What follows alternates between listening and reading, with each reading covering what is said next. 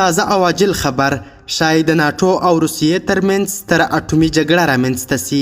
د روسیې ولسمشر ولادیمیر پوتین د ناټو په ضد خطرناک اعلان وکړ.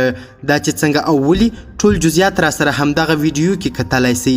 سلامونه قدرمنو لیدونکو، زموږ مشال پرس یوټیوب چینل ته ښه راغلاست. تازه پوتین د ناټو په وړاندې د اټومي تیاري امر کړی وروسته له هغه چې د اوکراین سره جګړه کې امریکا، کاناډا، برطانیا او یو شمیر اروپایي هیوادونو له اوکراین سره د پوځي تجهیزاتو د مرستې اعلان وکړ. پوتین د اټومي برخې د چمتووالي او برید خبره کړې. د روسیې ولسمشر د اټومي برید لرونکو ځواک د آماده باش امر کړی.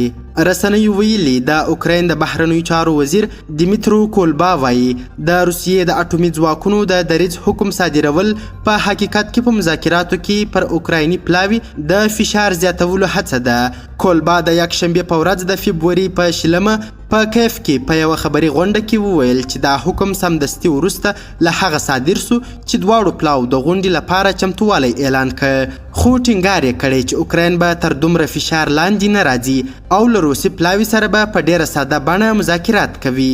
قدرمنو لیدونکو، ډیره زیاته مننه چې ویډیو مو تر اخري شیبو وکتل.